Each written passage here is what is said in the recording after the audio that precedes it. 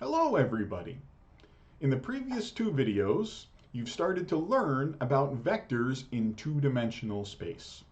Starting in this video, we're going to move up a dimension and we'll start talking about vectors in three-dimensional space. As you'll learn, it's a lot like two vectors in two-dimensional space, except with a third component. So, very similar to the way we write things in two-dimensional space, we'll write points, usually with capital letters. So for example, the point P equal to x, y, z, or P1, P2, P3. And when talking about points, we'll typically use regular parentheses to distinguish them from vectors. Just as before in two dimensions, we'll write vectors as lowercase letters with an arrow above. And we'll use angle brackets to distinguish them from points. I might write the components of a vector like delta x, delta y, and delta z to emphasize that this is a displacement or a change in coordinates. Right? These represent amounts to be added to the x, y, and z coordinates of a point. Or, in case we're running out of letters, we might also write a vector v as v1, v2, v3. So very similar to what we did before, except now there's a third component representing z. Algebraically, the operations are very similar to two dimensions. Let's say you want to, for example, calculate a vector from the point P to the point Q. To calculate that vector, the vector v is q minus p. That is q1 minus p1, q2 minus p2, and q3 minus p3. Also, you can operate on vectors as we did in two dimensions. There's two main operations we're interested in. Let's say you're given the vector v is v1, v2, v3, and the vector w, w1, w2, w3. You can still perform vector addition. That's vector v plus vector w equals, and we'll just multiply, sorry, not multiply, vector addition. We'll add the components term by term. So v plus w is equal to v1 plus w1, comma, v2 plus w2, comma, v3 plus w3. Scalar multiplication is also completely analogous to the way it was in two dimensions. If you have a constant number c times a vector v, you could write that as c times v1, c times v2, and c times v3. So the same operations as before, just a little bit more fun because we're also doing it for the z component. Now, drawing in 3D is hard. In general, I'll never ask you to draw something in 3D unless you want to. You're more than welcome to. But these slides took me a crazy long time to do. But I do want to draw some pictures for you to help explain some really fundamental concepts. So first, all these pictures are going to be drawn using perspective. So there's three axes, x and y and z. And you should think of these three axes as all being perpendicular to each other. Also, I'm saying axes, the singular is axis, the plural is axes. It looks like axes. Think of the y and z axes as lying in your screen.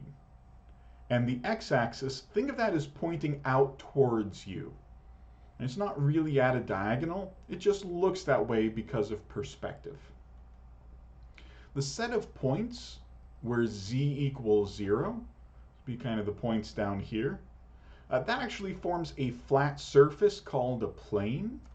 You can think of those points as being a flat surface parallel to the ground, and the z-axis kind of is pointing up from the ground. One thing that I find helps students is to help visualize what this diagram means, is think of the XYZ axes as the back edges of a cube. Right, so this gray figure right here represents a cube, and the x-axis would be this edge, the y-axis would be this edge, and the z-axis would be this edge. And the dashed lines represent edges that are blocked from view because, well, they're the back edges of the cube. So hopefully that makes sense, kind of a three-dimensional picture. Drawing the axes is hard enough. Drawing points in 3 dimensions is really, really hard because you need some kind of a visual reference to determine where it is in space. So for example, let's say I wanted to draw the point P with coordinates A, B, C. In other words, x is equal to A, y is equal to B, z is equal to C. In order to locate that in 3-dimensional space, you could, for example, draw a cube as reference. To kind of see where this point is, you would move A units along the x-axis. It's represented by this colored edge right here. Then you'd move B units parallel to the y-axis. So this edge right here is B units long. And then you'd move C units up, or parallel to the z-axis. So this colored edge represents the value C. And so this point, ABC, would be this corner of the cube. Or you could simplify it a little bit just by drawing the only edges you need. So this is a less colorful, more streamlined version of the diagram on the left. To draw the point ABC, I could draw the point x equals A on the x-axis and y equals B on the y-axis, and draw some dotted lines to see where they meet. And this point right here would be AB0, because it's lying in the flat surface, the xy plane. And then you would move straight up from this point, C units in the z direction. Right, so you kind of can see where this point is because this point lies above that point, and the dashed lines represent how far you've moved along each axis. So yeah, drawing this is hard. Now, here's the reason I wanted to draw these pictures, because we need to be able to talk about lengths and angles of vectors in any dimension, so we need a good visual picture of what's going on. The first task is to calculate the length of a vector in 3 dimensions. So I'm going to think of the vector v being ABC. We'll draw that as a vector going from the origin, which is 0, 0, 0, to the point P, ABC. In other words, hopefully this picture looks familiar from the last slide. Here's our point ABC, so we're interested in the vector from the origin to this point. We want to figure out how long that vector is. Once we have the right pictures, we can figure out the length of this vector in 2 steps, kind of using 2 different triangles. First, I'd like to call your attention to the bottom part of this cube. Right, so I'm just interested in the x and the y axes. If you want, imagine you're sitting up here on top of the z-axis and looking straight down the z-axis at this figure. Right, so this figure, kind of rotated, looks like this. Here's the x-axis, and here's the y-axis.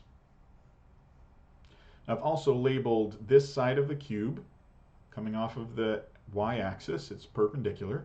That's the side A. And this side over here is B. And since this is a rectangular shape, if this top side is A, this bottom side is also A. I'd also like to name this diagonal, right, which goes from the origin to this point here where lines A and B meet. I'll call that diagonal line D.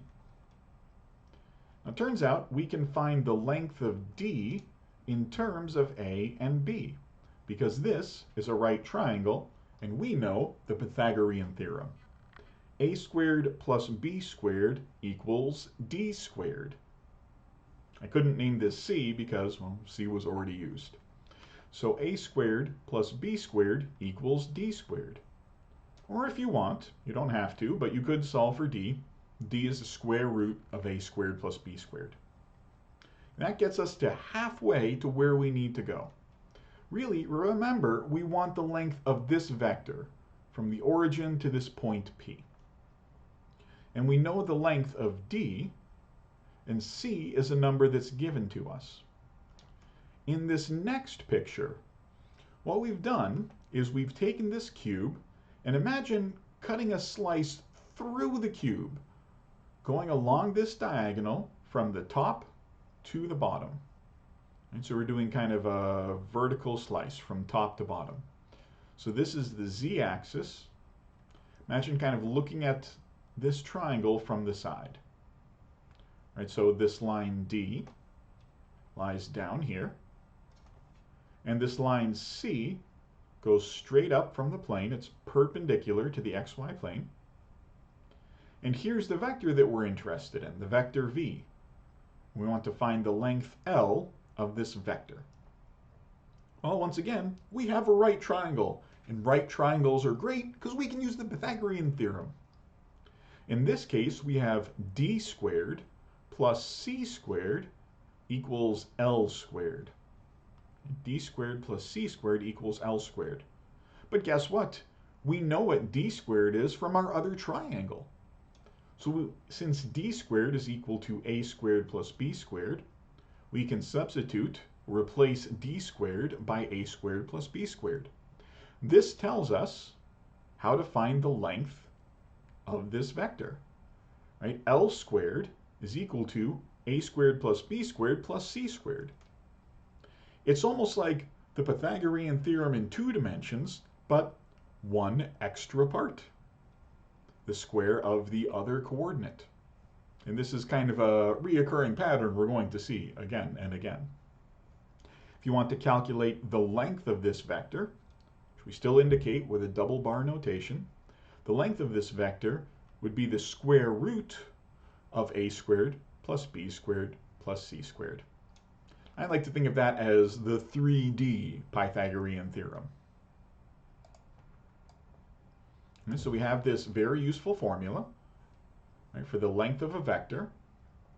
In addition, this immediately gives us a 3D distance formula. Let's say you have a point P in 3-dimensional space and another point Q, and you want to find the distance between these 2 points. The same exact process we used in 2-dimensional space works in 3-dimensional space. Right? First, find the vector from P to Q. And we do that by subtracting. Vector v equals q minus p. So the vector will look something like this. q1 minus p1, q2 minus p2, q3 minus p3. And then we just need to find the length of this vector. We can do that with our 3D Pythagorean theorem. Right? It's a square root of the sums of the squares of each component. And hopefully this looks familiar. Should look kind of like the distance formula in 2 dimensions, plus this third part. Again, it's a recurring theme we're going to see as we move from 2 dimensions to 3 dimensions. It's the same ideas, just a little bit of extra fun. So let's see some examples with calculations with some numbers. Let's say we have the vector v is the vector 1, 5, negative 2, and the vector w is 4, negative 7, 3. Well, let's do some operations with these vectors. V plus w, vector addition. See, 1 plus 4 is 5. 5 plus negative 7 is negative 2. And negative 2 plus 3 is 1. So the sum is the vector 5, negative 2, 1. To do scalar multiplication, let's say, for example, 3 times this vector v. 3 times 1 is 3. 3 times 5 is 15. And 3 times negative 2 is negative 6. So 3 times vector v is the vector 3, 15, negative 6. You can also do scalar multiplication by negatives or by fractions. So if we wanted to take the vector w times, say, negative 1/2, it'd be negative 1/2 times 4 is negative 2. negative 1/2 times negative 7 is positive 7/2, and negative 1/2 times 3 is negative 3/2. So negative 1/2 times vector w is equal to the vector negative 2, 7/2, negative 3/2. And to practice this new length formula, the length of this vector v is the square root of 1 squared is 1, 5 squared is 25, and negative 2 squared is 4. 1 plus 25 plus 4 is 30, so the length of v is the square root of 30. Similarly, to practice vectors and distances between points, let's say we have these 2 points. P is the point 2, 7, 4, while Q is the point 3, 1, negative 3. To find the vector from P to Q, again, we use subtraction. So V is the vector Q minus P. See, 3 minus 2 is 1. 1 minus 7 is negative 6. And negative 3 minus 4 is negative 7. And be careful with those negative signs. To find the distance between these 2 points, just find the length of this vector. Right? The length of the vector is a square root of the sum of the squares. 1 squared is 1. Negative 6 squared is 36. Negative 7 squared is 49. 1 plus 36 plus 49 is 86. So the length of this vector is the square root of 86. And those are the basic calculations that we're going to do with vectors. Now, in the interest of completeness, we should also talk about directions of vectors. We really can't talk about slope in the same way, but we can talk about angles. Before we do that, though, before I forget, we can also create unit vectors in 3-dimensional space by taking a vector and dividing it by its length. That would produce a unit vector, a vector with length 1. So, for example, the vector v, which is the vector 2, 1, 3, if you want to turn that into a unit vector, if you want to scale it down so it has length 1, the first step is to find the length of v, right, which is the square root of the sum of the squares. So the square root of 4 plus 1 plus 9, that'll be square root of 14 is our length. The unit vector is the original vector times 1 over the length. So that will be the vector 2 over radical 14, 1 over radical 14, 3 over radical 14. If you want, you can check that the length of that vector u is equal to 1. As I was about to say before, we should also talk about the direction of a vector. We don't calculate that with slope, but we can calculate it with angles, and it's very similar to what we did before, except you need 2 angles to specify the direction of a vector in 3-dimensional space. So here's that picture from before. Right, I've got my 3-dimensional axes, x, y, and z. And I've got a vector, a, b, c. And I'm drawing that as going from the point 0, 0, 0 to the point a, b, c. So I have this vector here. Now, in order to specify a direction, you actually specify 2 angles. First is the angle in the xy plane. So for instance, if I pretend I'm in 3-dimensional space, although I am in 3-dimensional space, if my z-axis is pointing straight up and my x and y-axes are pointing to the sides, the first angle would give kind of like a turning angle, right? So maybe I face over here, or maybe I face over there, right? That would be my angle theta, right? And this represents an angle in the xy plane. The other angle, which I'll denote with the Greek letter phi, would be your angle above the xy plane. So if I was to say look up or look down, right, that would be that other angle, right? So I can look in any direction in this whole 3-dimensional space by specifying two angles. First, an angle where I turn, and then an angle where I either look up or where I look down. So to calculate those two angles, first, this angle theta here, this is going to look just like the formula in two-dimensional space. Right? The angle that this vector makes with the x-axis, right, depends on A and B. In exactly the same way it did before, tangent of the angle theta is the opposite side over the adjacent side. So if you want, you could calculate theta as the arctangent of B over A. Right? And that tells us, how far to revolve around the z-axis, how far to turn. The second angle, right, would be looking above the xy plane. And so how far to look up or how far to look down. In this case, again, we're going to use tangent. Tangent's very useful for working with angles. We know this length d, right? This side d is the hypotenuse of the previous triangle. And so we know d squared is equal to a squared plus b squared. And so that's d.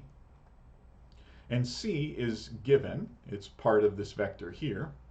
So once again, we can calculate a tangent. The tangent of any angle in a right triangle is equal to the opposite length divided by the adjacent length. So in this case, tangent of phi, this is the Greek letter phi, is equal to c divided by d. So you could solve for the angle phi. Phi would be arctangent of c over d. But we also know what the value of d is. We can solve for d in terms of a and b.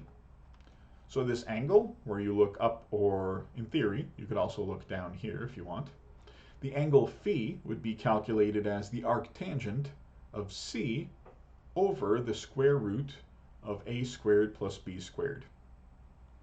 Now, we'll probably actually never go through these calculations in class. Arctangents are already kind of a messy function, and you throw a square root in there and it gives you complicated decimals for not a lot of insight.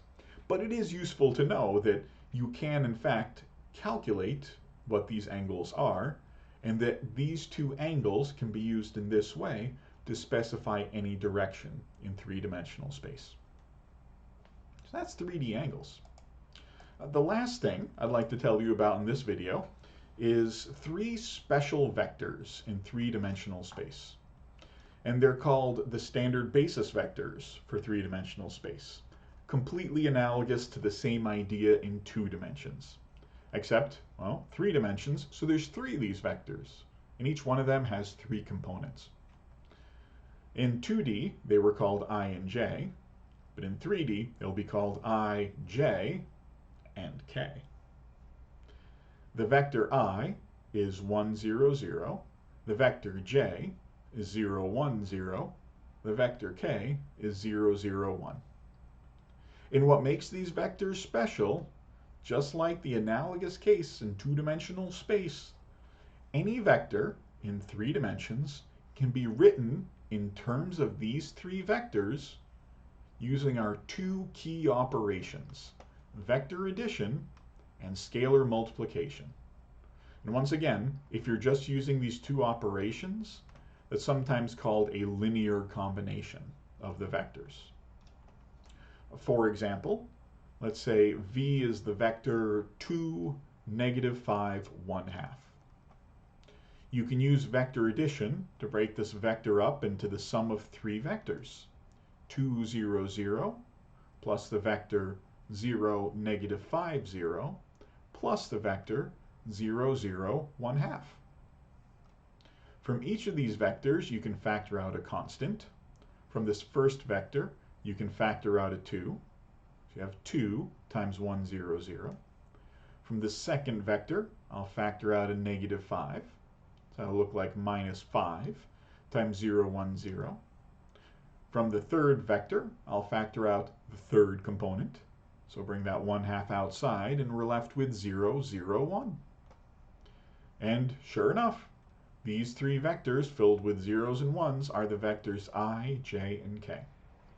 So the vector 2, negative 5, 1/2 can be written as 2i minus 5j plus 1/2 k. And of course, there's nothing special about writing these vectors with these particular numbers. You can do the same thing for a general vector w whose components are x, y, and z. You break the vector apart, you factor out x, y, and z, and then you have your linear combination.